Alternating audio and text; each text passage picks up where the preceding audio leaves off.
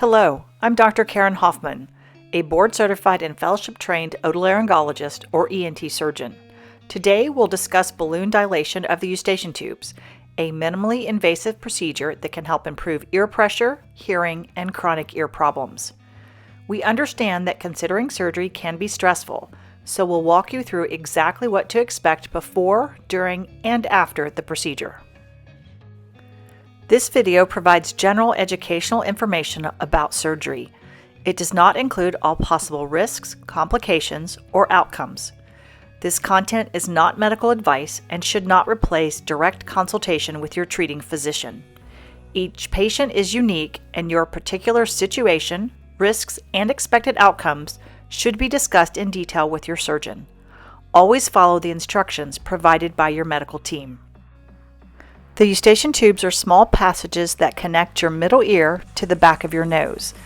They help regulate ear pressure, drain fluid from the middle ear, and protect the middle ear from infection.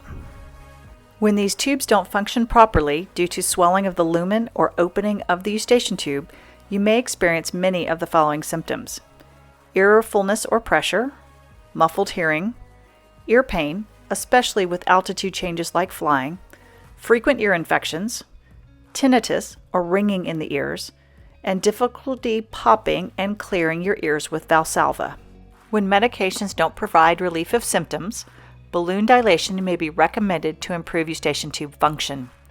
Insurance requirements for balloon dilation of the Eustachian tube typically depend on the insurer and specific policy, but most follow these general guidelines. The symptoms have to be chronic, with persistent ear fullness, pressure, hearing loss, or pain for at least 3 months and sometimes 6 to 12 months. The symptoms should also be reversible, meaning they improve if a laryngotomy with or without a tube has been done, or popping the ear with Valsalva. Objective diagnostic criteria include tympanograms, type B flat or type C with negative pressure. Audiograms may show a conductive hearing loss due to a middle ear effusion, and nasopharyngoscopy should document swelling of the opening of the Eustachian tube.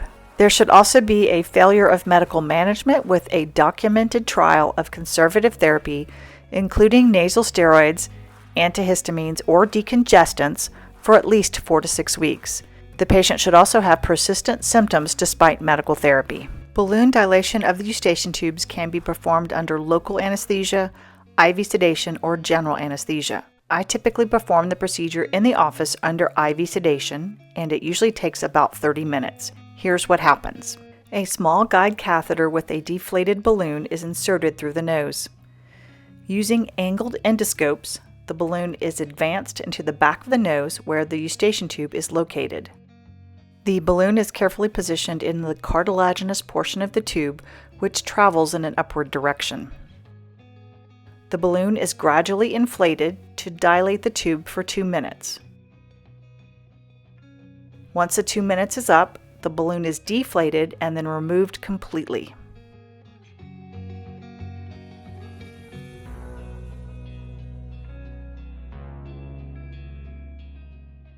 Once the balloon is removed from the nose, there is typically minimal bleeding, but there is often persistent swelling in the Eustachian tube that resolves with time. The process may then be repeated on the other side if needed. No incisions are made, and all the work is done through the nose. After recovery, patients typically experience improved ability to equalize ear pressure, better hearing with resolution of middle ear fluid, reduced ear fullness, fewer ear infections, and less ear pain with altitude changes. The success rates are approximately 70 to 80% at 1 year, which means normalization of tympanograms and thus a decrease in the negative pressure in the ear. Most patients maintain these improvements for years, and studies have also shown significant improvement in quality of life scores. While Eustachian tube dilation is generally safe, it is important to understand possible risks. Common temporary side effects include mild nasal discomfort, minor bleeding from the nose, temporary ear fullness, and mild throat pain.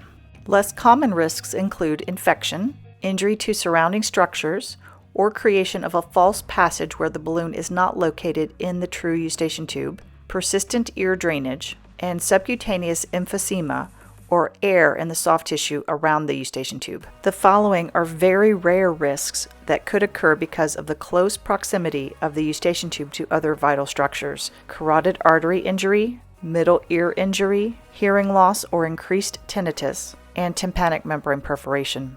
This is outpatient surgery, so you will go home the same day. For the first few days, expect some mild discomfort and possible ear fullness. Normal activities can be resumed within the first few days.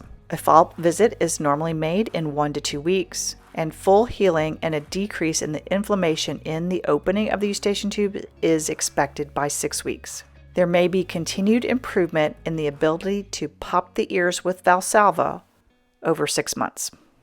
For the first week after surgery, avoid blowing the nose and lifting anything heavy. You should use prescribed medications as directed. It is typically fine to fly within 2 weeks of surgery. Remember, every patient's care plan is unique. If you have specific questions, please contact our office. Thank you for letting us partner in your healthcare journey.